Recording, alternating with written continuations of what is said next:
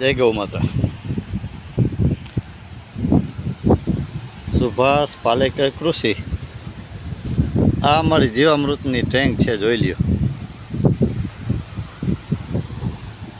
પહેલાં તમને આ ટેન્કના ઘણી બાબતના વિડીયો બનાવીને મૂક્યા છે. આ જીવામૃત નહીં, પણ આમાં તો ઘણી વસ્તુ બનાવી શકાય છે. એક ફેરે જીવામૃત કાઢી લીધા પછી જો આનું તમારે સ્લરી બનાવવી હોય તો આ બધું કાઢી અને અલગથી ખાતર ભરી, દેશી ગાયનું ગોબર ભરી અને ઉપર જીવામૃત છાંટી, પાણી છાંટી અને સ્લરી પણ બનાવી શકાય છે આની આ ટેન્ક. તો અત્યારે આ અમારું જીવામૃત આખું તમે જોઈ રહ્યા છો. ટેન્ક લગભગ 10,000 લીટર આવડું, આ 10,000 લીટર જેટલું જીવામૃત તૈયાર થઈ ગયું છે. જોઈ લો. આ જમીનથી નીચે ઉતરીને બતાવું તમને. આ જમીનથી 3 ફૂટ ઊંચું છે, 2.5 ફૂટ જમીનથી 2.5 ફૂટ ઊંચું છે, 2 ફૂટ અને 4 ફૂટ અંદર જમીન અંદર નીચે આ હોજ બનાવેલી છે જેસીબીથી, અને સંપૂર્ણ આખી હોજમાં તાલપત્રી પાથરી દીધી છે. જોઈ રહ્યા છો.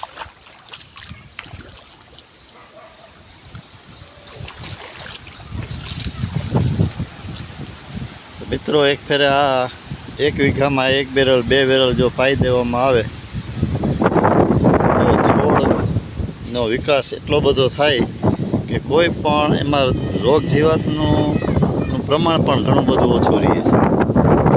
આ સરળ પદ્ધતિ છે. વારંવાર બેરલમાં જીવામૃત બનાવવું, વારંવાર લઈ જવું. તો આ સરળ પદ્ધતિથી જો ખેડૂત અપનાવે, આ જે જરૂરિયાત હોય એ પ્રમાણે જો અપનાવવામાં આવે,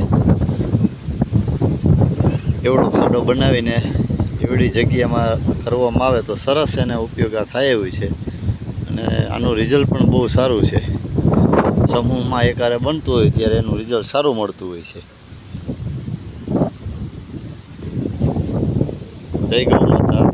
સરબદરથી વસરામ લુણાગરિયા, બલરામ પ્રાકૃતિક ફાર્મ, સુભાષ પાલેકર કૃષિ. મોબાઈલ નંબર છે 9998949052. આજે અમારે અહીંયા સરબદળ, અમારા ગામમાં સરબદળ હતી આજે, એટલે કાલે 12 ઇંચ વરસાદ, રાત્રિ સુધીમાં 12 ઇંચ વરસાદ થઈ ગયો સરબદળમાં. અને આજે સવારથી વરસાદ ચાલુ છે. આજે પણ 2 ઇંચ જેવો, 2.5 ઇંચ, 2 ઇંચ જેવો વરસાદ વરસી ગયો હશે. 2 ઇંચ જેવો આશરે. હજી વરસાદ ચાલુ છે. આપણે બતાવવાનો પ્રયત્ન કરું.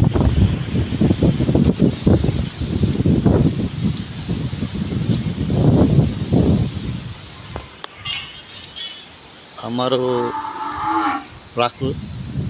સુભાષ પાલેકર કૃષિ પદ્ધતિનું મોડલ ફાર્મ તમને બતાવવાનો પ્રયત્ન કરું. જોઈ રહ્યા છો. અમારું મોડલ ફાર્મ છે આ. સંપૂર્ણ સુભાષ પાલેકર કૃષિ મિશ્ર પાક પદ્ધતિથી અમે આ વાવેતર કર્યું છે ગ્રાઉન્ડનટનું. સામે 8-8, 9-9 ફૂટની હાઇટવાળી મકાઈ છે મિશ્ર પાકમાં. સહજીવન પાક છે અમારો મકાઈનો.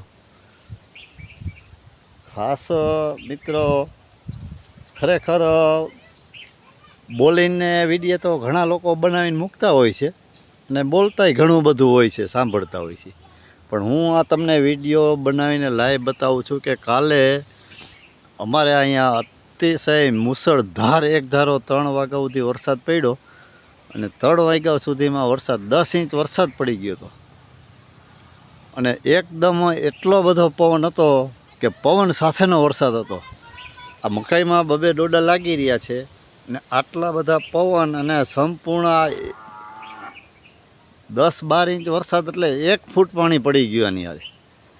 તો આ આટલું બધું પાણી પડવાથી અને આટલો પવન સાથે જો આ મકાઈ ઊભી હોય તો મિત્રો, આ કૃષિને આપણે સમજવી પડે.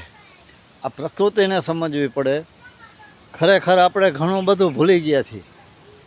ખરેખર આમ ગણો તો મને અત્યારે એક નવો વિચાર આવે છે કે અત્યાર સુધી આપણને ખેતી કરતાં આવડતી જ નહીં.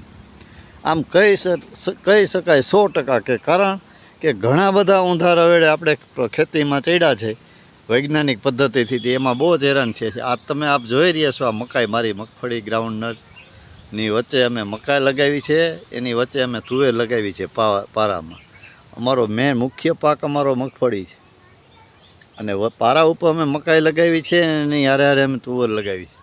આ ગ્રીનરી જો પછી આટલો વરસાદ પડવા છતાં અને આટલું બધું પાણી, પવન સાથેનો વરસાદ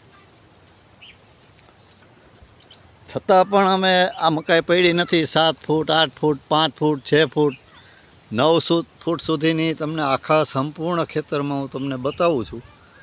તમને ઝૂમ કરીને પણ હું બતાવું છું. જોઈ લ્યો તમે આ મકાઈ.